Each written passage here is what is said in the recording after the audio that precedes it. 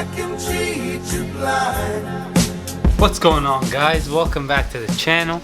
Hope everyone's having a wonderful day, enjoying this bright sunny weather. Or I don't know, maybe you guys aren't having sunny weather, but out here in California it's very sunny. It's starting to get very hot, but we're here today. We have some new parts for the Z, a new episode.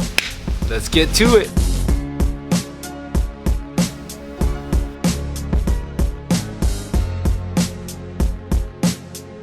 So what do I have today? I bought some new gauges for the Z. I don't know if you guys are familiar with the Z's dashboard or not, but Trigga, I'll link a picture in right here.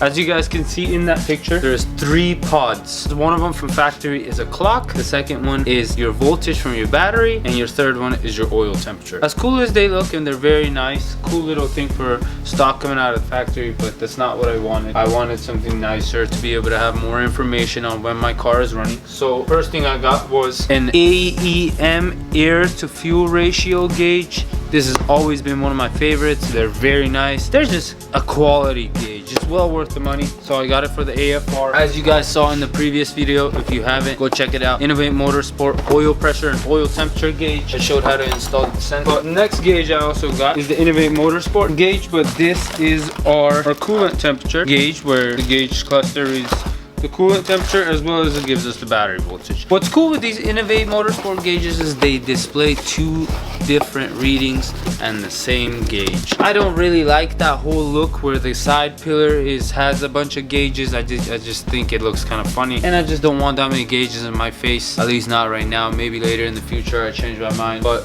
I wanted something very simple. I'll get all the info I need. Very nice, and this was it. And this is obviously in my second video. I've showed this already, but this is the VLS temperature gauge, oil temp gauge, but this is going to be linked to the diff so I can read how hot my diff is and when I want to turn on the pump for it to run through the oil cooling system. If you haven't, go check out the video. Since we already have the car ripped apart from our last install, now what we're going to need to do is we're to remove this hose in order to be able to connect this piece, which the oil temperature sensor goes through. Obviously you need to clean it before you install it, but we're going to have to cut into this Mishimoto hose.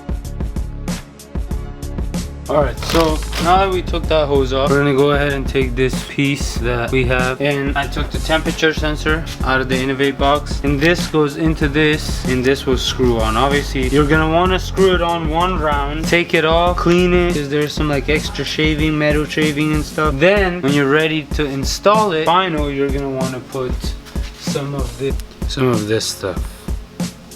I'll link it in the description.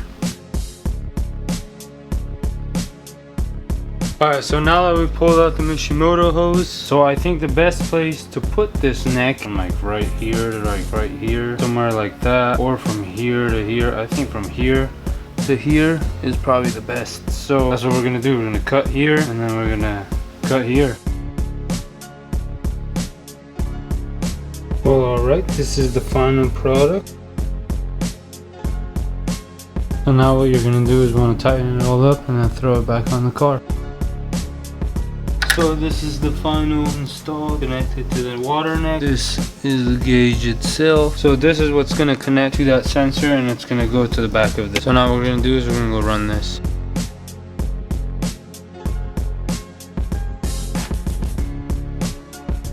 So last night I finished off the video by tucking in all this wire. These are from the sensor gauges for the oil temp, oil pressure, as well as this is the coolant sensor. Wrapped it all in a loom, put it behind her, and then tucked it all under this plastic and brought it through right up here. I also took this plastic off. It gives me more access so I can enter the wires into the cabin. If I could tuck them under here, I would like to, but I may have to end up cutting a hole right here so I have more slack in the wire, but we'll see. So now what's next is this AEM. This is the gauge. Shout out to AEM. I love these gauges.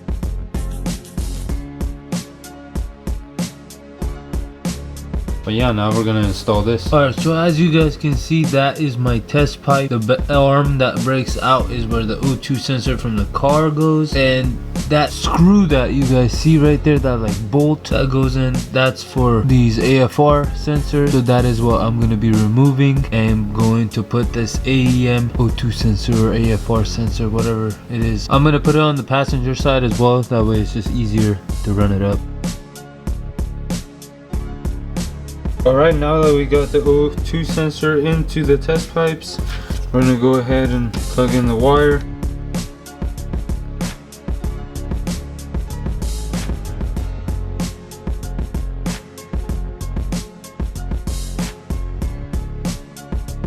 Well, we got as far as wrapping everything up, plugging everything up, bringing all the wires, nicely zip tying them and making them flush. I also, with tape, labeled all of them. That way I know which one is which. What we're gonna want to do next, which I will be doing this week since I do have a life and I have other things that I do as well besides just work on my car. All these wires, we're gonna go ahead and run through this hole like I said and bring it through behind the dash. Those are the 3 pods that are gonna be holding the gauges. So yeah, those are the gauges. What I'm gonna have to do is I'm gonna have to remove this whole thing. I'm gonna have to remove this right here, and removing those is gonna allow me to get into these. Yeah, so like I showed you guys inside the car, those triple pods, I'm not really sure what I'm gonna do. I read some forums online from some pretty good people like Gale Force, who has a very nice clean 370Z, and he recommends removing the whole dash. But then there's some other people who say you could just kind of find a way to get those pods out without having to take the dash out. Taking the dash out is a little bit of a